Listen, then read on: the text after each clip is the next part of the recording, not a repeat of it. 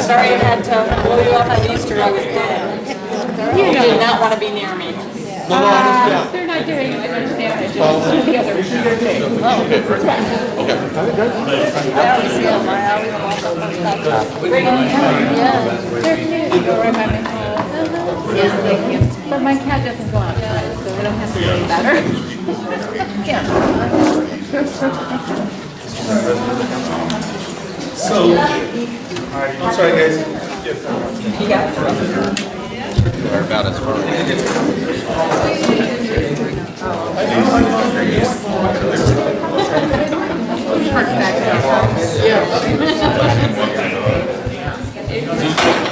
Alright you guys, so if you guys don't mind, I'll say it again. Please get some food because I don't want to take this home, please. So the doctor told me I gotta lose 50 pounds, so this is not gonna help. So please get some food. There's agendas and there's some other information being passed around. If I can get some committee members to pass out the items that are on the table, I appreciate it. All right. All right. So let's call the meeting to order.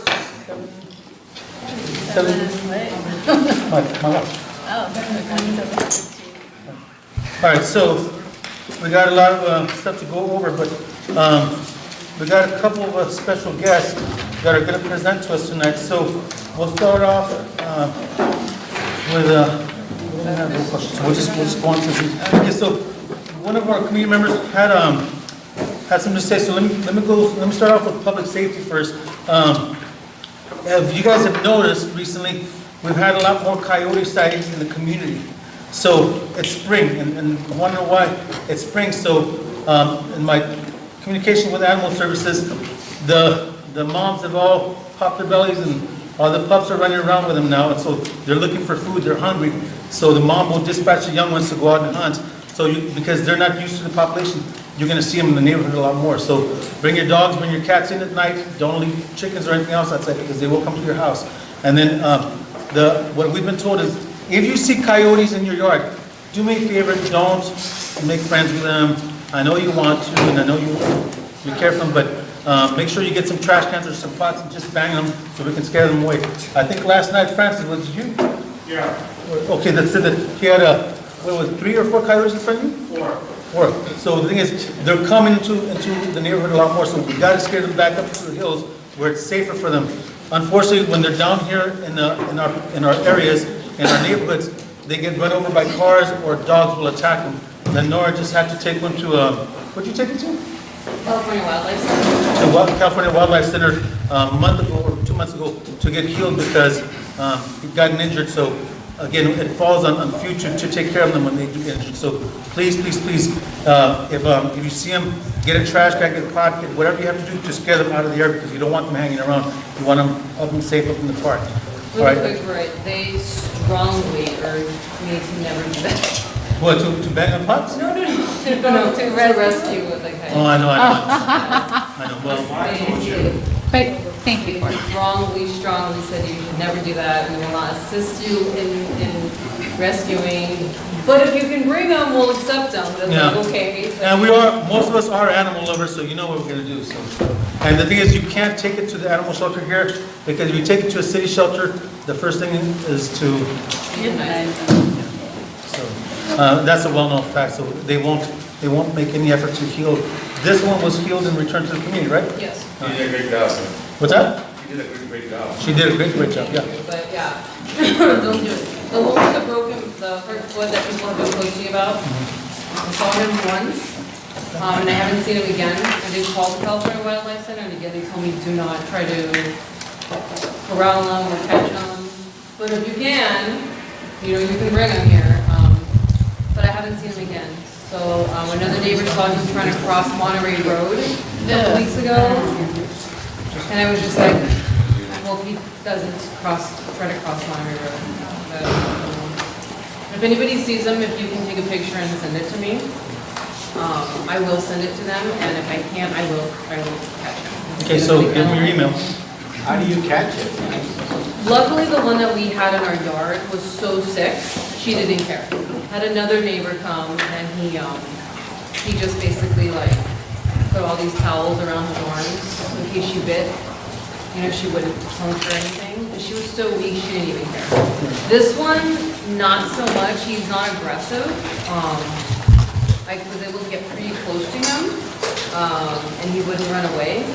But when we actually tried to like trap him or catch him, his demeanor could change. And that's why they tell me, don't try to do it, leave him alone. Because as soon as you can walk up to it, doesn't mean that when you go try to catch him, he's going to be nice to you. Yeah. And if you've got kids and you're in the park or one of the open areas, please do not let your child run up ahead of you or behind you, because again, the wildlife, they don't know that that's a child. They think it's a small animal. And so I don't know if any of you heard what happened at Cal State LA about 3 weeks ago. There was a family there with a 3 or 4-year-old child playing on one of the fields, and unfortunately a coyote came up and nipped him in the leg. Everybody screamed, the coyote took off, and then next thing you know, a guy's walking around the building, hears a girl screaming, he comes around the building with his phone thinking she's getting raped, and the coyote was approaching her aggressively, so he yelled and scared and then took off.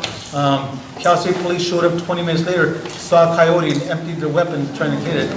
Thank God they didn't hit it, but then they came out and said, tomorrow we're going to come out and euthanize all the coyotes because we think we hit one. So a bunch of animal activists showed up the next day and said, no, you're not. So again, officers don't always know what they're supposed to do, but I'm just letting you guys know, if you see a coyote, yell, do whatever you have to do to scare it away. Don't try to challenge it. Don't try to play cutesy with it, because it's not that cute. All right, next is Joanne.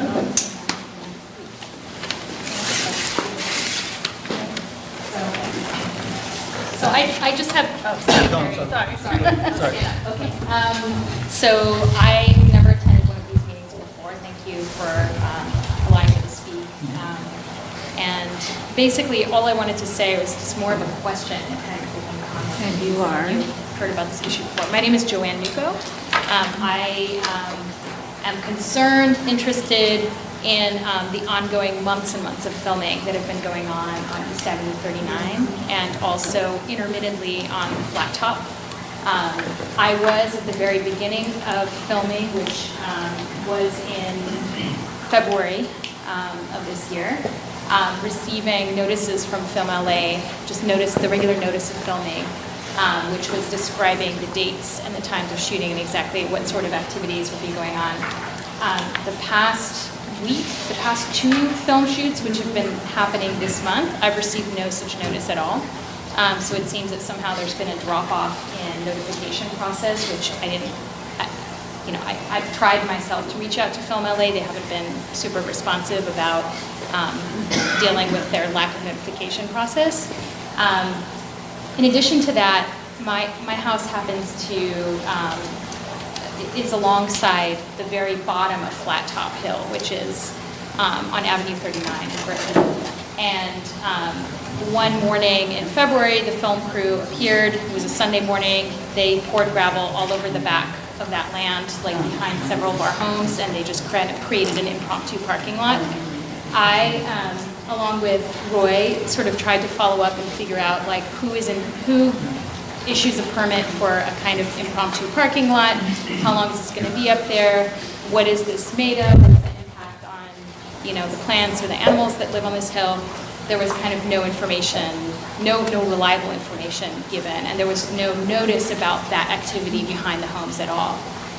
My attempts to follow up with Film LA and with the film shoot basically yielded all of them telling me that they didn't need to notify us about any activity behind our homes on the flat top because we are too far away from 1040 Montecito Drive, which is the very top of the hill, which is technically where the permit was issued from. So they sent me a map and they drew like, I think 100-foot radius, and they said, you lie outside of that, and so therefore you don't need to be notified of what happens on the hill. So it's just been this kind of very exhausting, constant email exchanges, just trying to get answers about what's going on, who's coming when, are they filming on the hill again, what kind of material is this, who's going to remove the gravel, you know, just kind of constant questions. It exhausted me, my husband, and I'm sure other community members too. And ultimately at this point, it seems that just from what I understand, what I've seen, the gravel has been sort of halfway moved down, and they're still using part of that land as a parking lot. I was told sort of anecdotally by someone on the production crew, and in the very original film notices, that the filming would continue intermittently until June. But it seems now that they have stopped, at least on my block, notifying us about activities on Avenue 39. So even when there's street blockages, even when there's cranes driving up and down the street, really heavy trucks, there's just no kind of notice about that anymore. To me, it's just kind of, it's not the proper procedure. They're supposed to notify, even if they've done sort of a blanket statement saying we'll be back several times till June. They're supposed to clearly notify about every filming sequence. So the communication hasn't been great. And I just kind of wanted to catch up and bring that to folks' attention. Thank you, Joyce. Excuse Hey, me, does anybody want to talk? Yes, within that matter, actually, I live inside 1040 Montecito. And the second time that they came, they never notified, they didn't post anything. So, yeah, they're not giving us any notice or anything. I tried to contact Mark from Northeast, no answer, because I think he's the one that's giving me the... Right, so this was, the filming in Flat Top and on the Flat Top property was permitted by Northeast Trees, which has not been a good steward of what they're supposed to be doing there. But the attention has been brought to both the mayor's office and the councilman's office. So right now we are working, MHIA is working to get a moratorium on any future filming imposed until the property can get transferred to the city. So it's a slow process, I know, but you know, at this point, that's about all we can do. So thank you for bringing it up, and we will continue to forward the information to the mayor's office. Anybody else want to speak on this? All right. Okay, so tomorrow night is the start of the opening season for baseball here in the park. It's the Dodgers night for them, for the kids here. Unfortunately, I talked to the director today. All the spots are filled, so if you want to get your kids in, sorry. So, but if you guys want to come and see some good T-ball and some kids ball, you know, come on out and support the home team there if you will.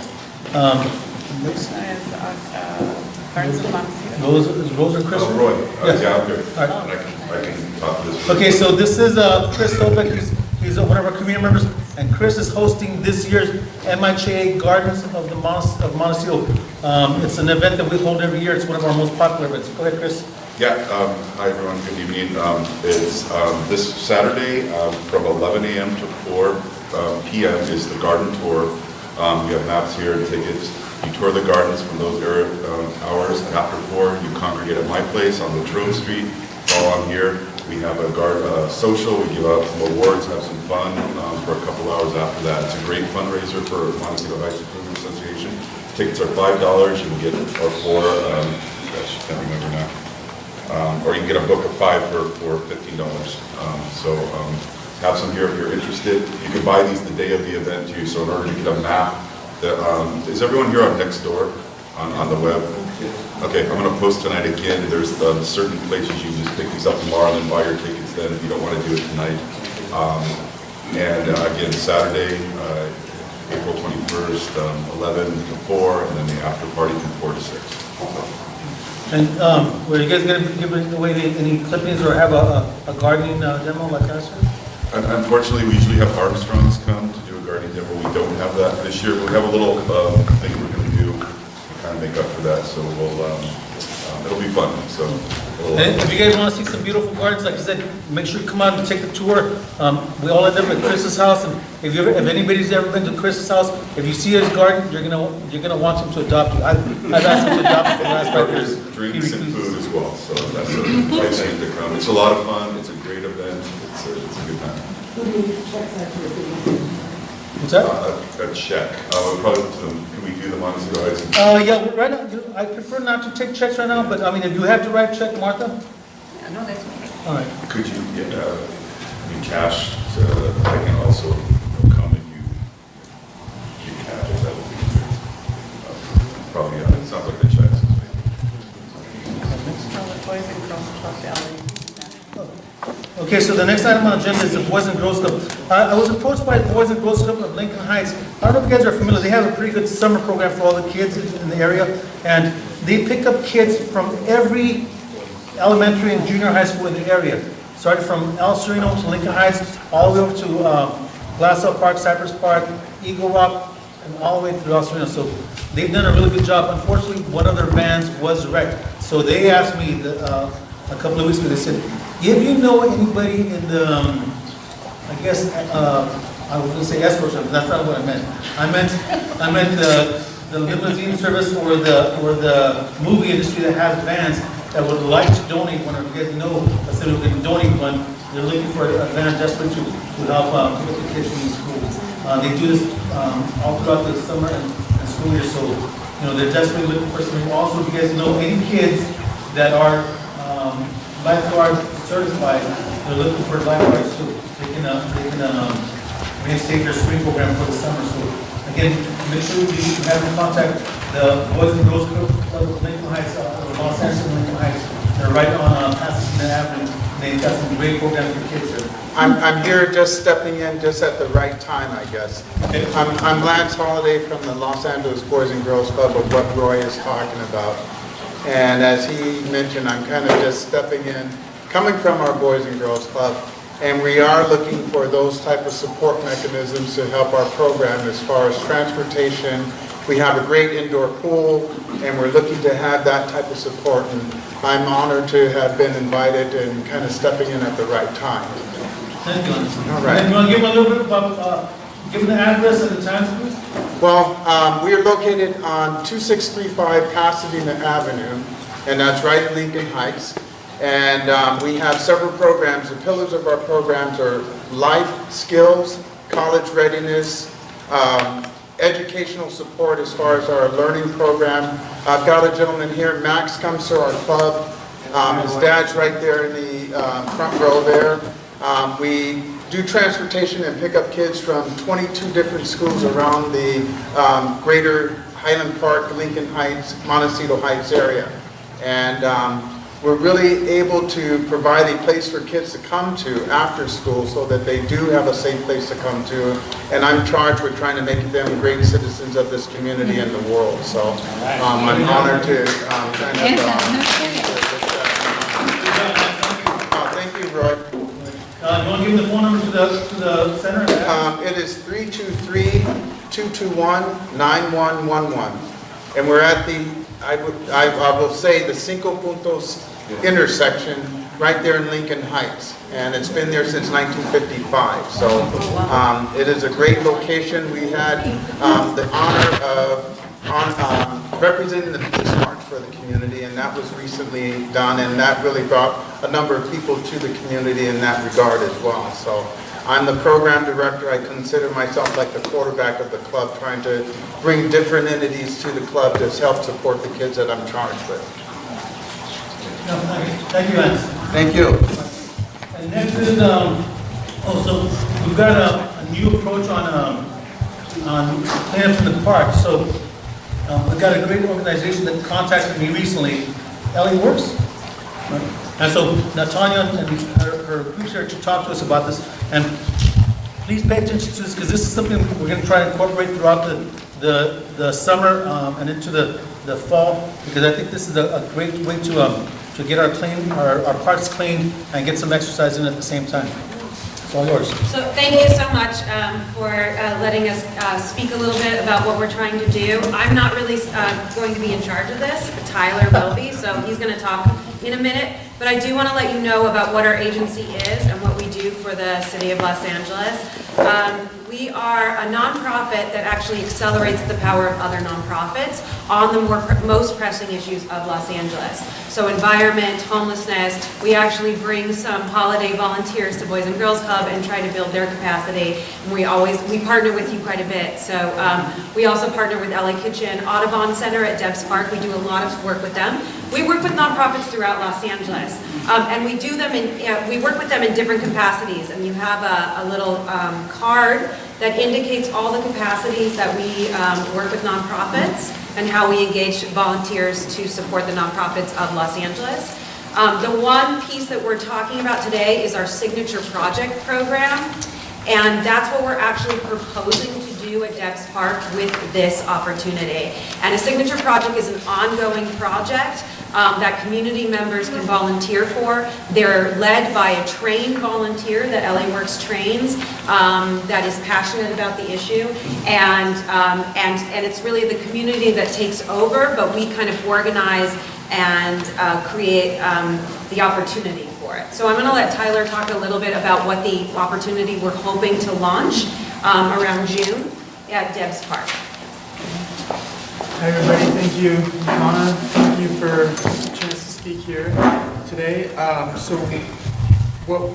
My name's Tyler. I'm a volunteer with LA Works, and this is my partner Michelle. And we're just concerned citizens who saw the trash in the neighborhood and in the parks, and we want to help clean up and do it in a fun way. And I heard about this term plogging, which is like a Swedish craze that's now gaining popularity here, which just is jogging and picking up trash. So it's a healthy, fun activity, and you can pick up trash. When you're jogging and you see a piece of trash on the ground, I know a lot of people get frustrated. So I thought, let's do this here, and so we think it'll be a great event for the whole community and to rediscover Debs Park.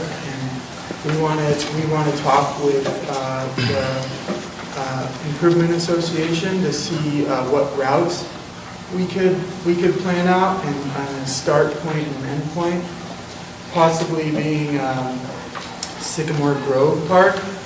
So we could start there, have snacks, have water, and we would need materials. So we're hoping to work with you and see if we can partner up to get those materials, and then just invite groups of 20 to 30 volunteers through LA Works partnership and through other organizations, and then have a lot of people come in and with bags and do their runs and pick up trash. So yeah. Anybody have questions for Tyler? Nobody wants to ask some questions? Come on. Well, we have organized our own street cleanup in the past, but we have been disorganized. So does it include trash cans or locations for clean up? For the event, right? Yes. They take out the trash. Yeah, so we want to work with you guys and figure out kind of a route and a drop-off location, a pickup location, and get as many resources as we can to fund all that, and let's just get it up and done. So again, to reiterate, this is combining exercise with cleanup, right? Yeah, Right. and what we're asking for is potentially partnership for cost of trash bags, but we would support we would design when it happens. We'll have a place for recruitment. We have a leader to lead the event, but we do need a partnership with route suggestions, and we do need a partnership with trash bags, which is a cost. Great. That's good. Do you work well with the city with OCD? because they arrange for free trash bags and equipment and all that stuff. So if you can put us into contact with that person, that would be a great Got it. great connection. And if it's 20 to 30 people, it's not that many trash bags. It's not just great. I have lots of leftover from the Yeah. last major cleanup I did, which I would be happy to give you. That's perfect. That's the type of thing we would love to have, and, you know, an ongoing, even someone to help arrange to make sure the trash bags are there. That's kind of the partnership we're looking for. Sure. And there's a handout too that everybody should have gotten with more details. Okay. And a map on the back. Anything else? So, a quick question. So how do you incorporate other nonprofits that help out, like for this endeavor, besides us, right, the association?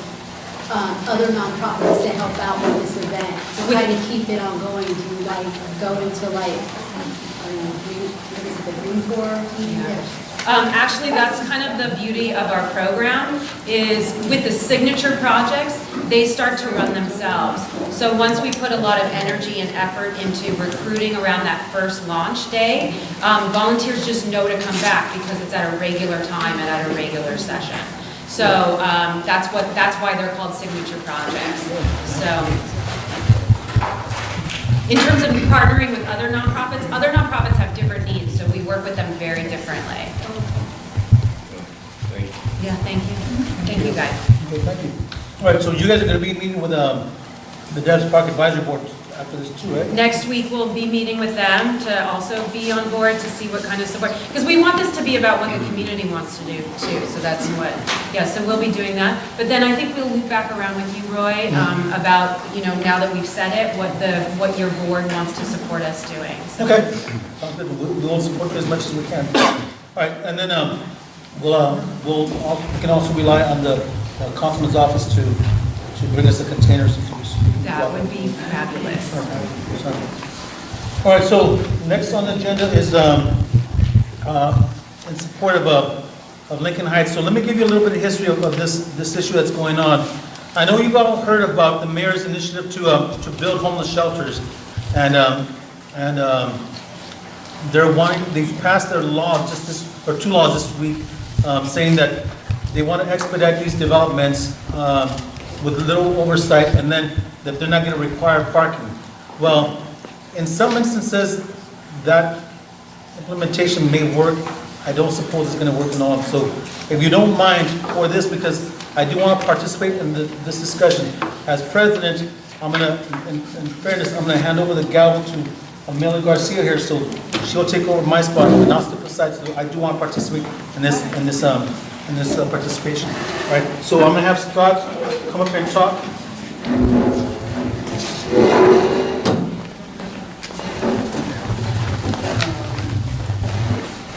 This is Scott Johnson with the Lincoln Heights Coalition. This is great. Hi guys, my name is Ramon Chavez. I'm from Lincoln Heights, and just to give you a quick background about what's happened so fast and how this has gone together. I know some people have heard, some people haven't heard, so we just want to give you the full update when we can. So basically, I'm a community member in Lincoln Heights. People always ask me, do you have a business? Why do you care about this? What's going on? Who do you work for? Most people tell me, I'm like, I don't work for anyone. I'm a college student. I live in Lincoln Heights. I grew up there. My family's from there. But when I saw the injustice being done, or the way the politicians have went about this process in our community, I was just very infuriated.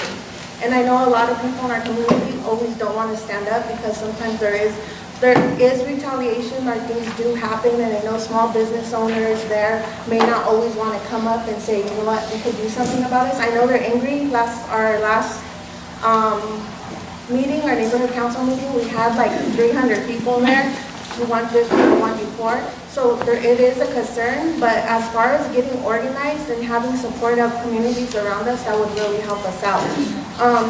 So in that injustice that we saw, I just threw together a coalition to protect Lincoln Heights, and we know that in Highland Park something similar to this sort had happened, and we actually retained a lawyer. He's an environmental lawyer.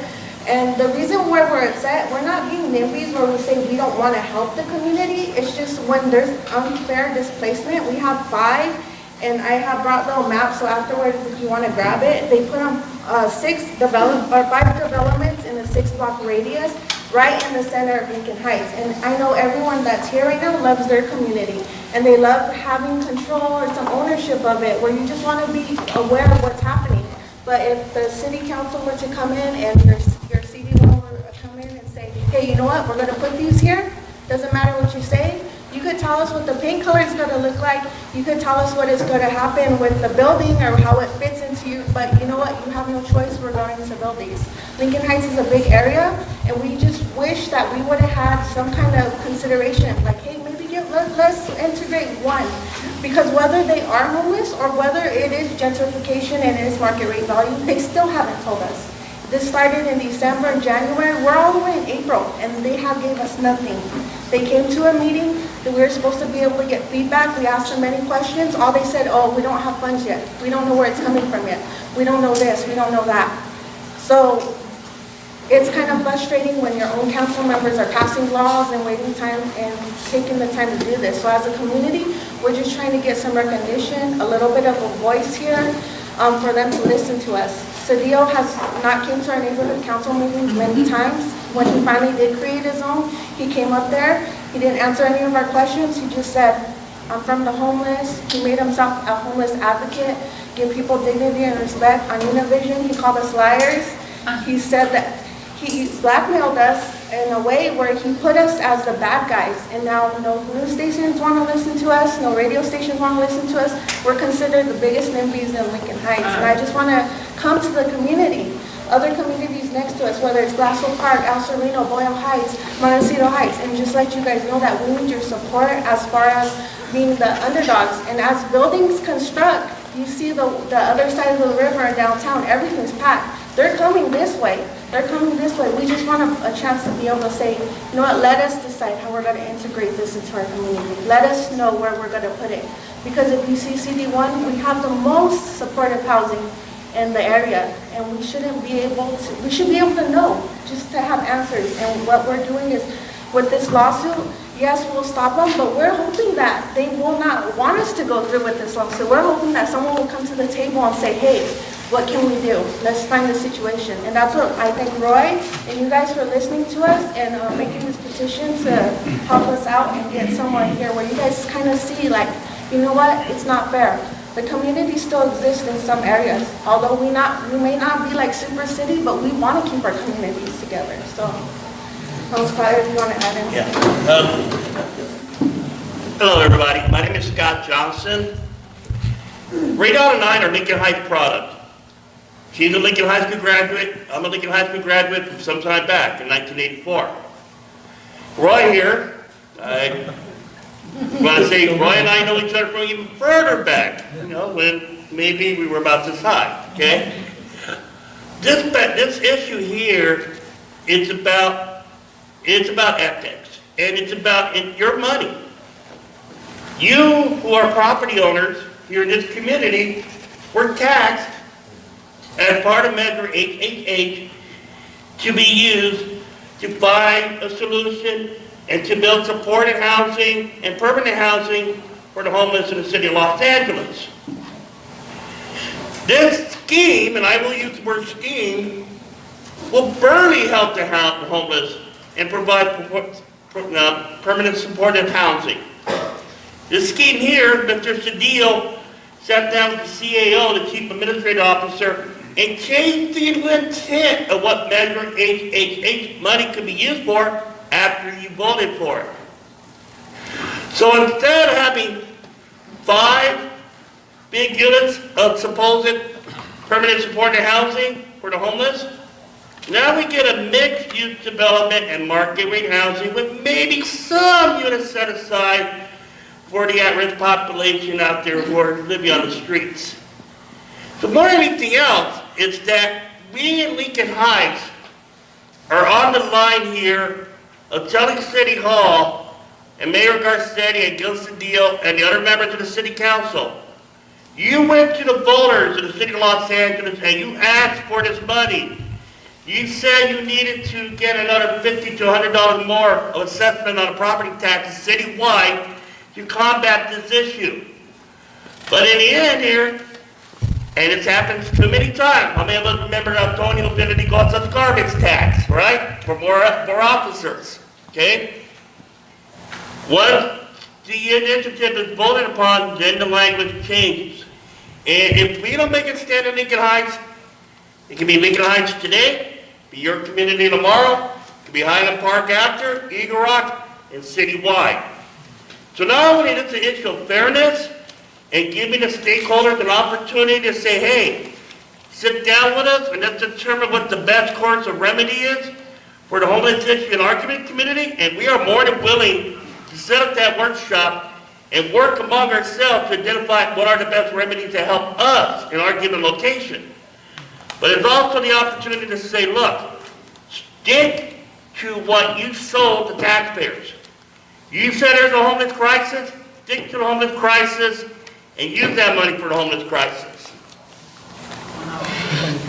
All right, so One last thing, I'm sorry, Ryan. The last thing that I just want to say is that what's unique about our group, and I don't want people to feel like, what's unique or has brought this group together is maybe some people are not 100% for all having supportive homeless housing, and some people are not for having straight gentrification happen in the community. Because what Scott's saying, yeah, UH money has been thrown in the mix. They're saying they're going to build it, but Cedillo has came and told other big groups and sat down and has told them, oh no, it's mixed market value. It's mixed rate use. It's not all homeless. So what he's doing is telling one group it's for homeless and then coming to us and then saying it's mixed market value. But the whole point is that no matter what it is, it's going to make a major impact. It's just too many in one concentration, and that's the main goal of this. So whether someone has their own opinions about this or this, the whole bottom line is the ethics. Where do you ask us and why so many in such a condensed location? If you went to the heart of any community and say, hey, right in the middle of where your community is grown or built or can gather, we're going to put 5 developments right here because we want to. And that's the main issue.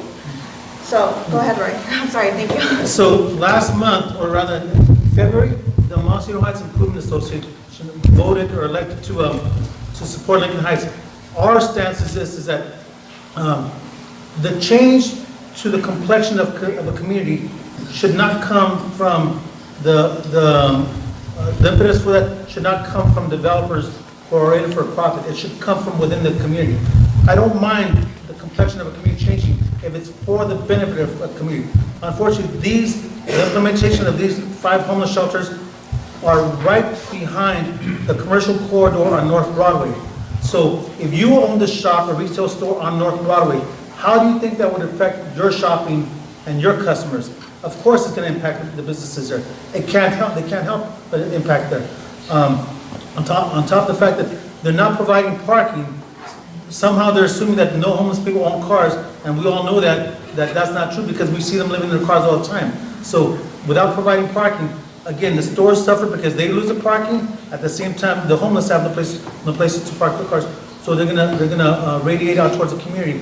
And again, MHIA's stance is when you do this, when you put that kind of a concentration of homeless people within one small section, you can ask the deputy chief when he comes up, that will increase property crimes and eventually will deteriorate the community. So this is not a fight against the homeless. This is a fight to say, if you're gonna implement these, implement them in a way that's beneficial to the community. Your job is not to harm the community, your job is to help the community. So MHIA's stance is, don't put them in the CBD, in the commercial business district, radiate them out on other city properties that are out. They're planning 12 of them, but they're concentrating 5 of them here in Lincoln Heights. How fair is that to Lincoln Heights? El Sereno's not getting any, Eagle Rock's not getting any, Glass Oak Park's not getting any. Why are they all concentrating in Lincoln Heights? So if this was being done to your communities, you would understand, hey, this is not fair. So that's why we chose to support the Lincoln Heights Coalition because, again, we see an unfairness, and this kind of unfairness happens mostly or most exclusively in communities of colors. So our thing, or the MHIA's stance is, we should invest in equity and equality in communities of color. If you want to build something, make it so it benefits the community, not harms the community. We've got plenty of other city properties where we can locate them. There's 15 council districts, yet they're placing 5 of them here. So that's what you should all be thinking about. So in the back, I've wrote up our statement in support of Lincoln Heights, so you guys can all take a look at it. And we've also got a petition there. I'm asking for all of you guys to support us on this, so we can submit this both to the mayor's office and to the city, to the councilman's office.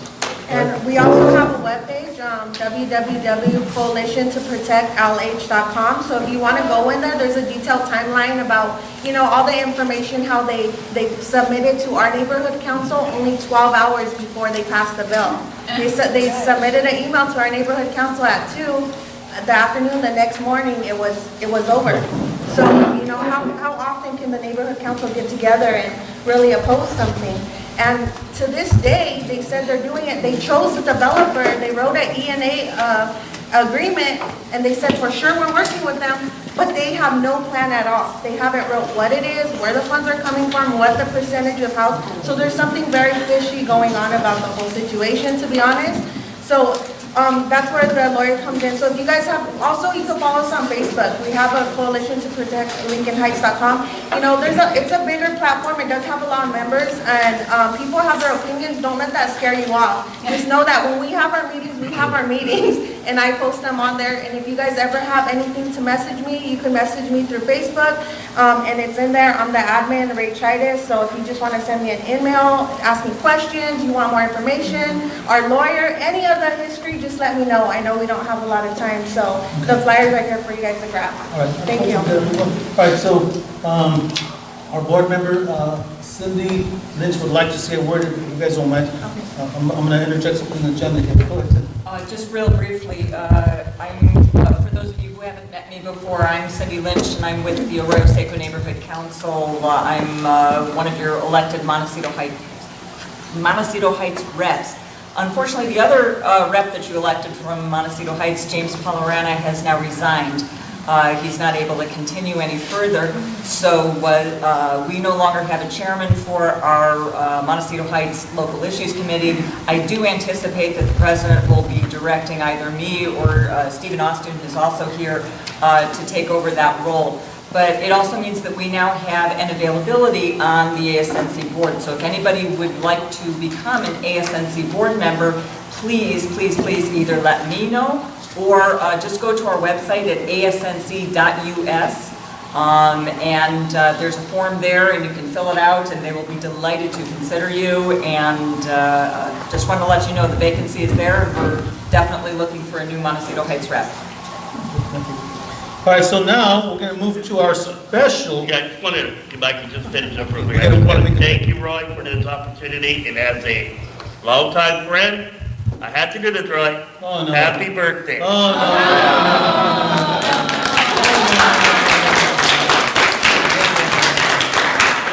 I'm only 36. I wish. Anyway, all right, thank you, Scott, thank you, Ray. All right, so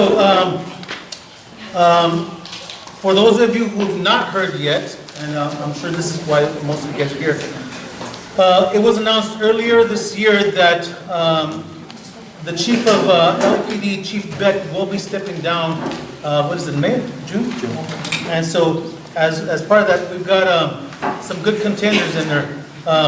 We've elected to throw our support behind one of those candidates, and so I'm glad he came to see us and to speak to us. So I'm going to ask Jose.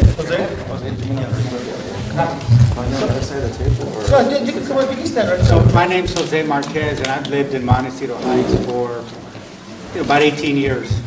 My son Fernando's in the back. He plays high school, Lincoln High School. In fact, he had a baseball game today. My little boy goes to Boys and Girls Club. I volunteer in the area. I'm not part of a campaign. I'm not part of a committee. I'm not being paid for anything. But Deputy Chief Arcos is one of the candidates for police chief of Los Angeles. And as a citizen of the community, and I've been in LA or lived in the San Fernando Valley pretty much all my life. It's probably the most important position in LA County, in LA. that assignment, that position that the mayor is going to ultimately select. So I did a little homework on all the candidates that I've seen that have been public acknowledged already. And I read Deputy Chief Arcos, I read his resume, I read his bio, I read his posting, and I wanted to just read one piece of there's a lot of data there, but his bio's here. But I'm sure he would share his resume as well. But there's something in his posting that he actually supplied that I thought, to me, I'm in corporate America, and I've been in corporate America for quite a long time. I lead commercial lending for a bank. And when I read this, what I thought about was leadership. When I read this one little sentence, I thought about a leader leading other men and women, and in turn, they leading other men and women. And it really resonated with me. So I'm sure there are going to be great candidates, but this is the candidate for us. It's time. And not only that, he would be the first Latina chief of police in Los Angeles history.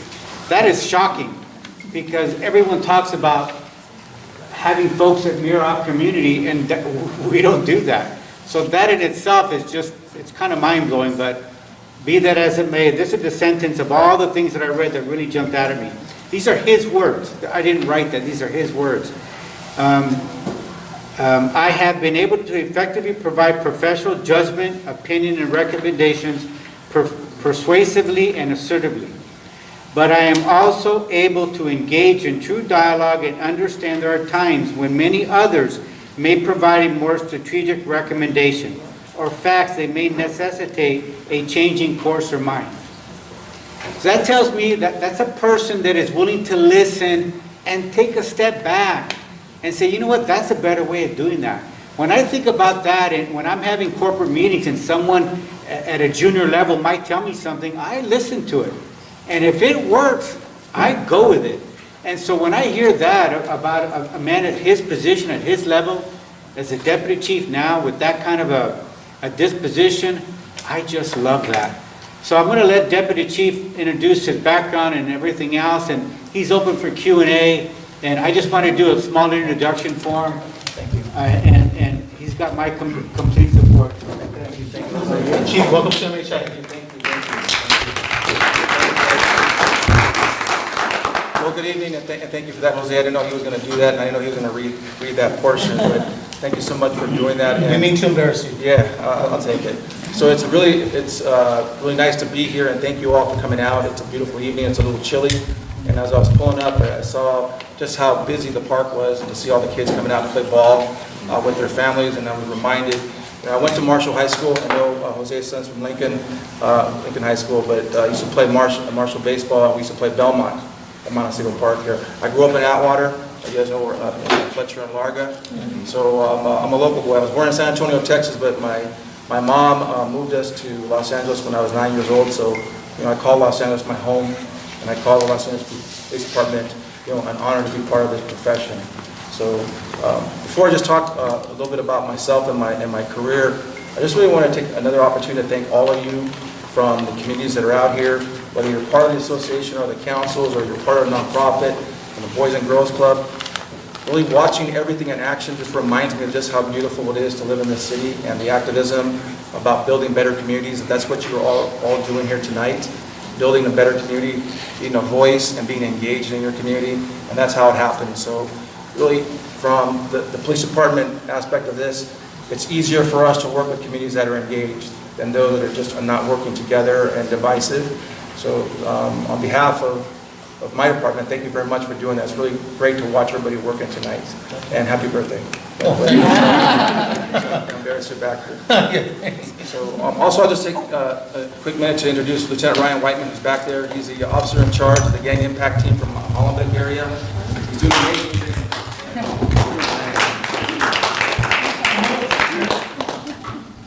So Ryan is a tremendous leader also. We're in the gang in Hollenbeck. He's taking a different twist with his approach to gang enforcement in the community. He has a really great background in community policing. He's bringing a bridge of community policing to gang enforcement, which is, it's a paradigm shift for the police department. And he's got a really nice touch on how I was doing it. I just wanted to embarrass you with it also. Thank you for the So this is my 30th year in the LAPD. I started in 1988 at the Los Angeles Police Academy, and it was really the highlight of my career. I had served in the U.S. Army for 4 years, and once I got out of the Army, the LAPD was hiring, and they were hiring pretty aggressively. The classes were about 90 to 100 officers at a time. Today, we're only about 30 to 40, sometimes 50 officers, so we were accelerated during that time. So I went to the police academy, and I got through and started serving my time in the streets of Los Angeles. I worked in Rampart Division, I've worked in Northeast, I've been in Van Nuys Division, and I've been in everywhere around Operation Central Bureau. And today, as the Deputy Chief of Operation Central Bureau, I have 5 commands that I service. Okay. Central Division, Rampart, Hollenbeck, Northeast, and Newton, and Central Traffic Division. Those 5 commands and the Traffic Division are under my command. I have 1,700 employees, 65 square miles, and we service about 900 to 1 million residents in the city of Los Angeles. It really is an honor to serve the Central Bureau. We're one of the smaller geographic bureaus of the city, but we are the most diverse and the most dynamic.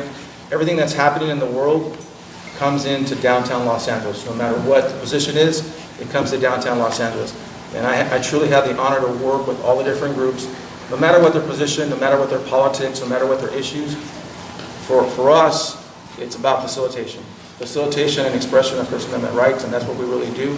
We're working on May Day. It's coming up a couple of weeks away, and we'll, again, do our best to help facilitate everyone's voice, even the pro-Trump group that comes out. We kind of give them their little spot, about all 10 of them. They get out there, but all 10 of them bring a bullhorn. So they sound like they got a lot more people than they have, but it's really about 10 to 15. And so far so good on all that. And it's again just about giving everybody that free speech that they deserve as a constitutional protection. So I really kind of went really fast because I know we're a little bit late on time, and I didn't want to take away from the business of the community here. So that's just really kind of my story in a nutshell. And if you have any questions for me here about your community as well. But one thing I want to say also too is this: is that, and Ryan can attest to this, is that in the department, as we've moved up in the organization, we fill out an application, and then we go before an oral board, and you either get the spot or you don't.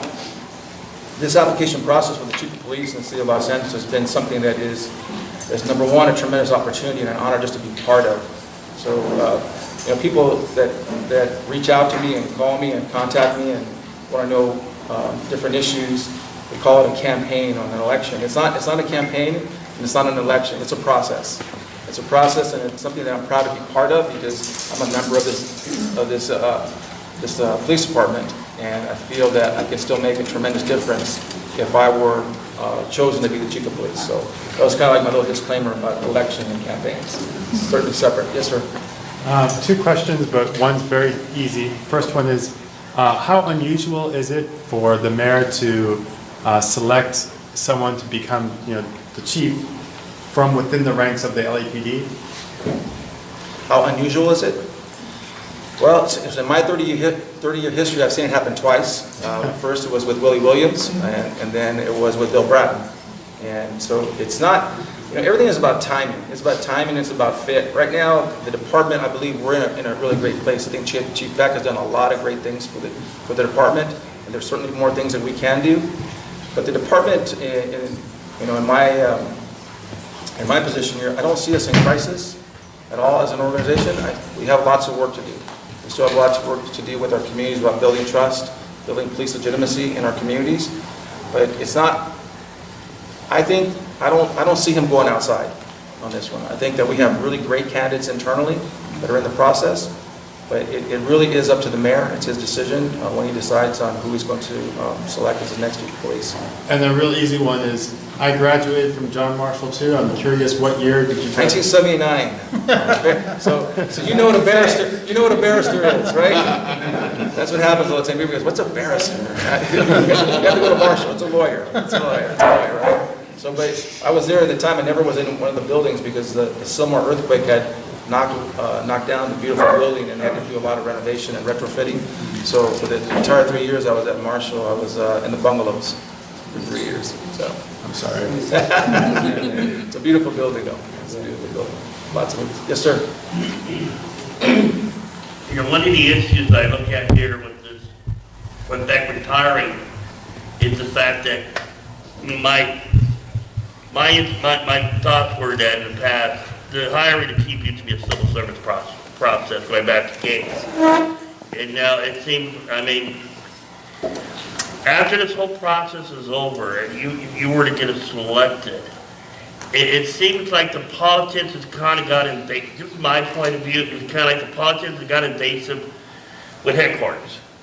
And when it comes to the rank and file out on the streets, especially with some of the initiatives passed in California with Prop 47, 57, AB 109, what would be your initiative to streamline to make sure that downtown is organized and also that the resources are being put out onto the streets? I know this community, Hollenbeck right now, it's hot, okay?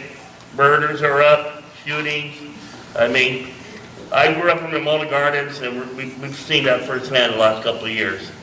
What is your priority going to be in helping to make sure the resources are getting to the right places, which should be out on the street with the rank and file? And thank you for that question. That's actually a really great question, and it kind of leads me right into kind of the vision that I see for myself if I were to be the chief of police.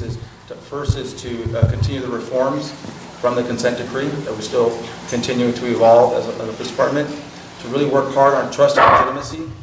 We have a long way to go. If you could indulge me for a moment, just this incident that's happening in Philadelphia, right, at a Starbucks. To have an incident like that, and then of all places, it's happening at a Starbucks. Really, what a giant step backwards for us as a nation, but also then for us to look, as a police department at just really how close are our relationships with our communities. So, police legitimacy and building trust are going to be very, very important. Expansion of our community policing models. Throughout the community, we've done a great job with the community safety partnerships in Ramona Gardens, in Pueblo del Rio, and Nickerson Gardens, and Imperial Courts. That is a proven model. That's something that Chief Beck has been his baby. That is the best way to have better relationships with our community, door to door, from the front porch, to the backyards, to the neighborhoods. People know the cops' names. Ryan was part of that. I guess to my last portion of that is effective use of resources.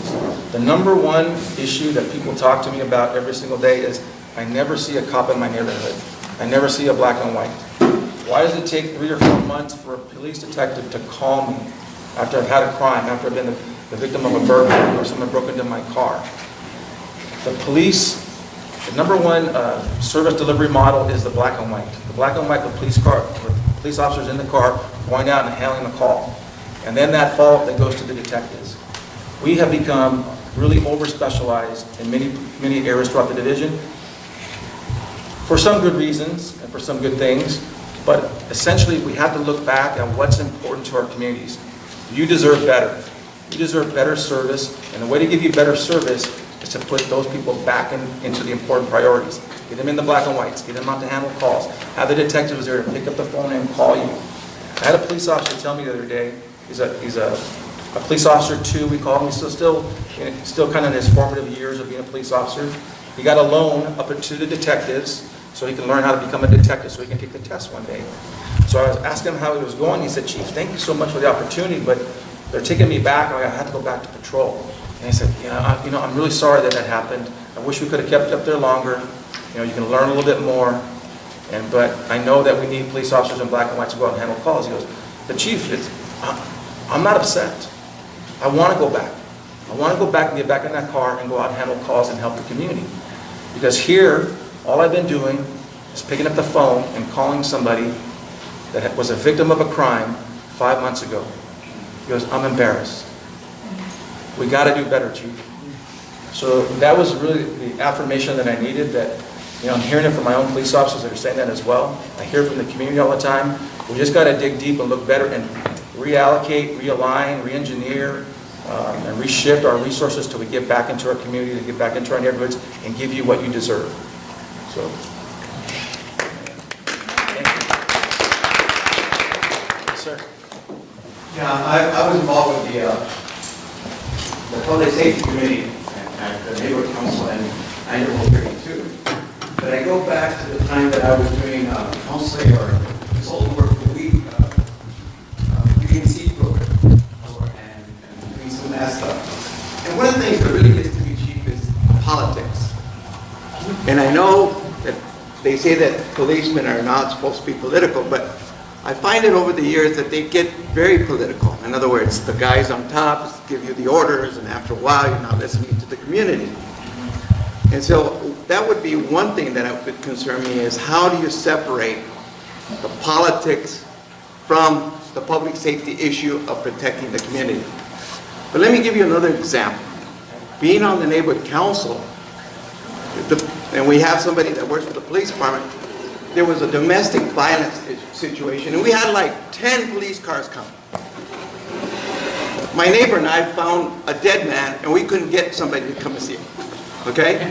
So that really concerned me. I mean, the priorities of somebody who works for the police department gets 10 cops because the neighbor is having a domestic violence issue. But during that same issue, suddenly one of the officers, I kind of said to him, one of the sergeants said, "Hey, they're keying your car. Look at that, they're keying your car," right? Because they had keyed it. And he said, "You know, tell your people not to key our cars." So I turned around and I said, "Well, wait a minute, who are my people?" I said, "I'm on the neighborhood council, and that's the president of the neighborhood council. Is that the people that I should tell not to key your car?" Everything changed. And I was like, what? When he thought I was just a dirty old Mexican, gardener or whatever, he treated me bad. But when he found out that I actually represented the community, "Oh, sir, please, here's my card," and all this stuff. I hope those things change. Thank you. You got about 4 or 5 questions in there. Try and get some of these answers back to you, but first and foremost, I'm sorry. I'm sorry that you had to experience that type of service, that type of delay from the Los Angeles Police Department. The premier law enforcement agency in the world, and your story is not uncommon. That's what breaks my heart, and that's really what drives and motivates me for this position. So I can try and make a difference. I can get to my police officers like the one I just told you about and tell the stories that matter about helping someone in those times. And as far as the politics are concerned, certainly we have to stay apolitical and in uniform, and we can't give our opinions.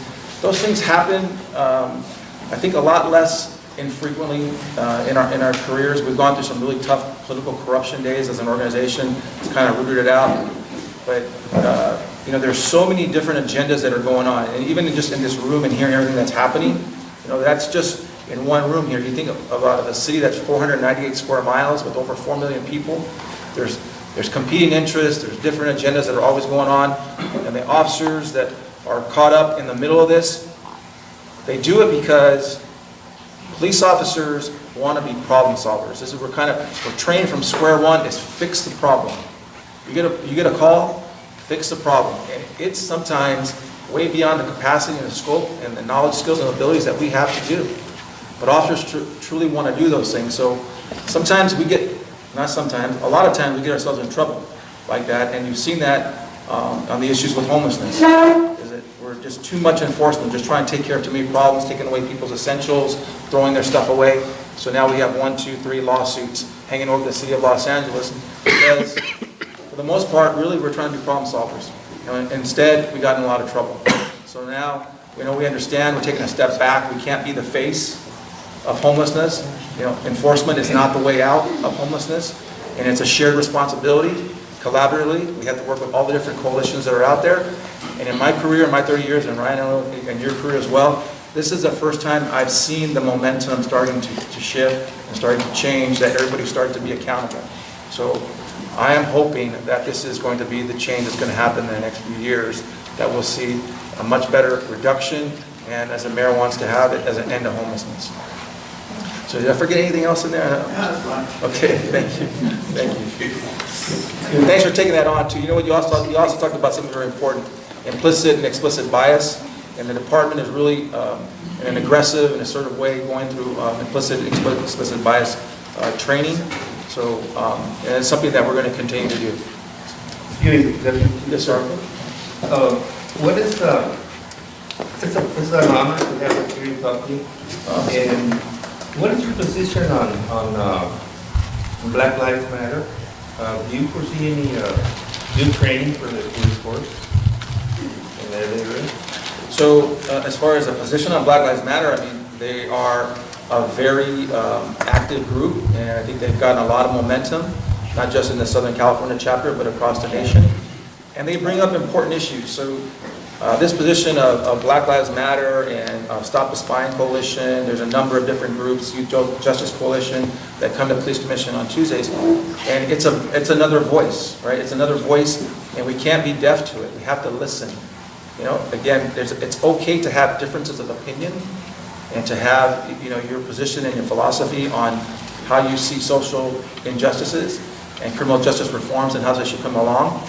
And I think as a police department, we've gotten a lot better at listening, because when I first came on in 1988, 30 years ago, it was just no comment, no comment. We wouldn't talk to anybody. We've gotten better, we evolved. We can certainly do better. We can certainly do better with these groups and have meaningful conversations. Meaningful conversations, very hard conversations, especially when we have different opinions, sometimes prove to be the best conversations. Because even if you still don't agree on things, you have better understanding of one another. And I think that's what has been a strength for me, as Jose kind of pointed out, and what he picked out in my resume there, is that I have been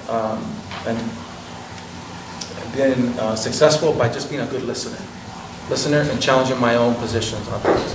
So we can certainly get a lot better with them, and I know that we've had some meetings, but you know, we think we just kind of keep working parallel and understanding one another, and hopefully there'll be a common ground and a common purpose for all of us. I think, you know, we want to have better trust and better legitimacy with one another, and I think that's what they're doing, is they're holding us accountable to it. And I don't object to that at all. I think it's important. You know, there's Robert Peel's kind of been referred to as the father of modern day law enforcement from the 1840s, 1830s, something like that. And even in his time, what he said is that the public are the police. We're public servants as police officers. So we owe that to the community always, is to be good listeners. I'm sorry, you had a question now. So I attended a police commission meeting down here at Ramona. I'm sure some of the other people here have done that as well, and it's kind of a zoo. But Every Tuesday? What? Every Tuesday? Yeah, I'm sure. But I listened to, Chief Beck was there, I listened to a mom who was so distraught. Her child had been killed in an officer-involved shooting. What's your plan to eliminate officer-involved shootings where the person has no weapon? Yeah, so very great question, because that really is the contemporary topic of the day. And really, if you go back to 2014, when President Obama was in office, and in light of very quick succession of shootings, of officer-involved shootings resulting in deaths across this country, he stood up the Presidential Committee on 21st Century Policing, where they developed these 6 pillars of trust and legitimacy, policy and oversight, social media and technology, community policing and crime reduction, training and professional development, and also officer safety and wellness. So the core of those pillars was really designed to address your very question as a police department. So Los Angeles Police Department, again, this year, or for 2017, will lead the nation in officer-involved shootings. And if you strike the balance with that of saying, we do have violence in our communities. We do have a number of gangs that are very violently active. But as far as a plan to how do we get better, eliminating is is an extreme, right? Reducing is the goal, right? And reducing shootings that involve incidences where there was no weapon. We got to get better at our training. We got to take a look at our training. We've come a long way in understanding the importance of de-escalation, time, talking, other tools, less lethal options and munitions.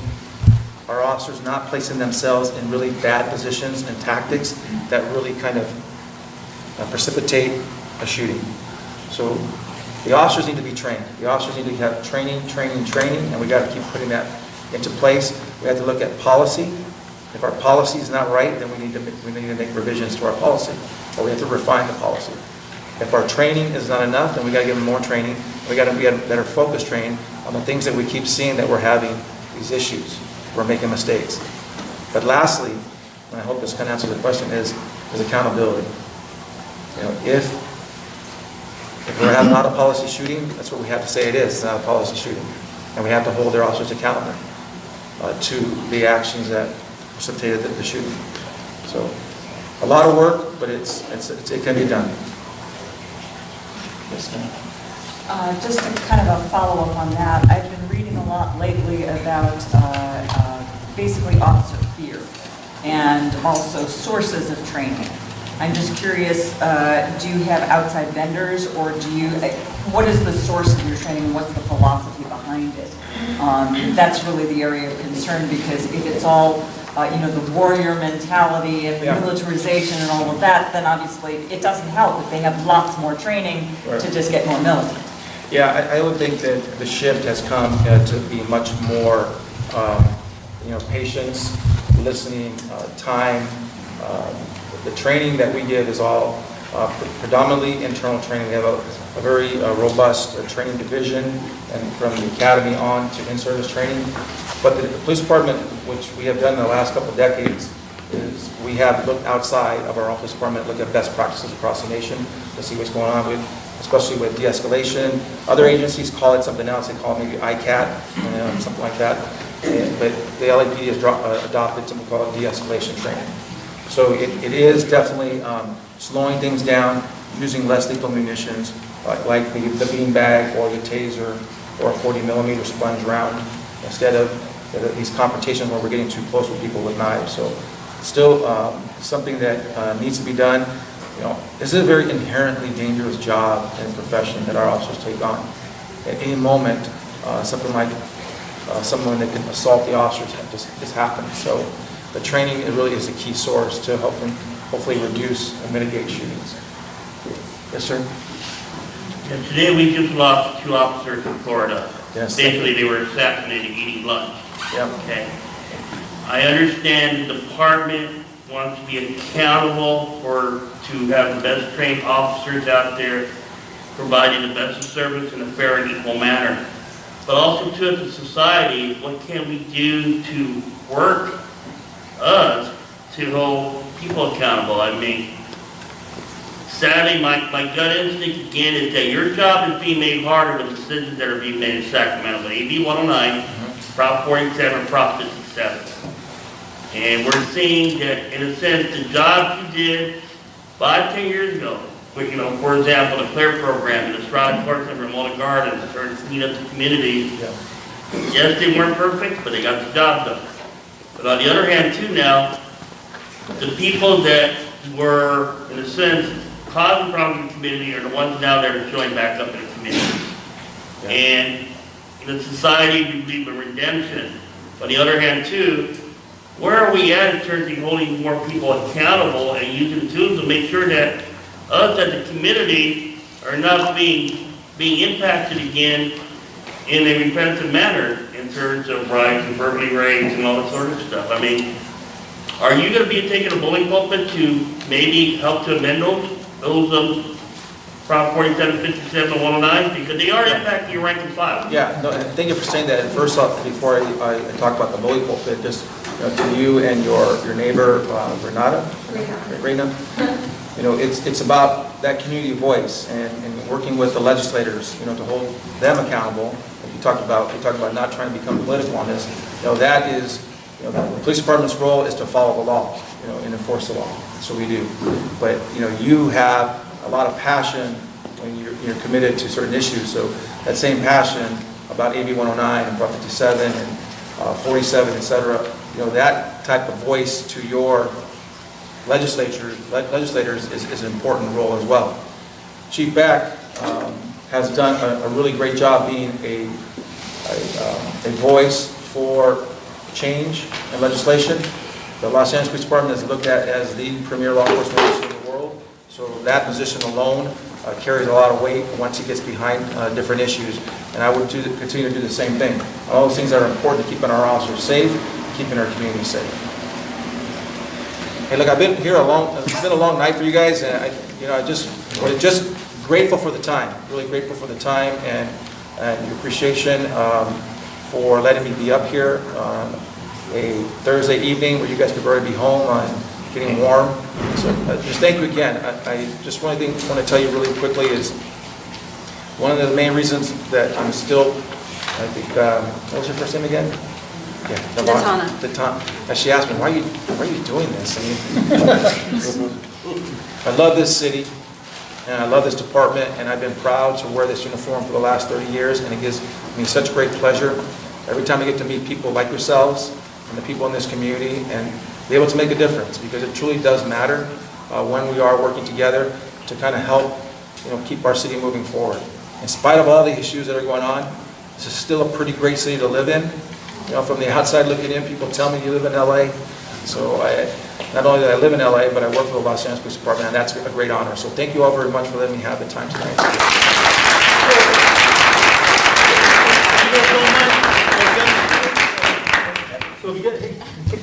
Of course. So if you guys don't mind, I'm going to ask the chief to stick around so you guys can ask me some questions first, and also for some photo ops. Thank you. Actually, don't leave yet. Don't leave yet. Trust me. We have one more thing. Guys, my cell phone number. If you write it down, if you have any gang and narcotic problems, or you have any community events that you would like representation from Hollenbeck or the gang unit, my cell phone number is 909-285-5279, and feel free to call it 25. You said you want to say a couple of words? No, Ryan, R-Y-A-N, Whiteman, W-H-I-T-M-A-N. Seriously? Yeah, it's Whiteman. But call, anything you guys need, please call.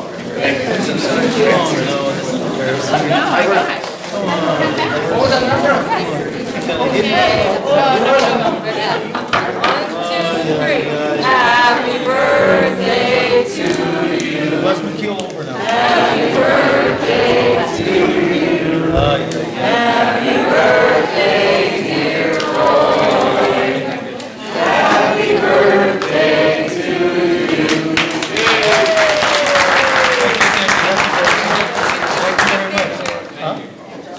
Okay. Who made the cake?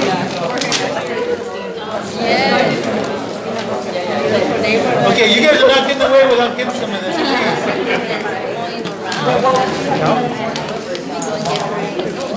Oh. Where the hell?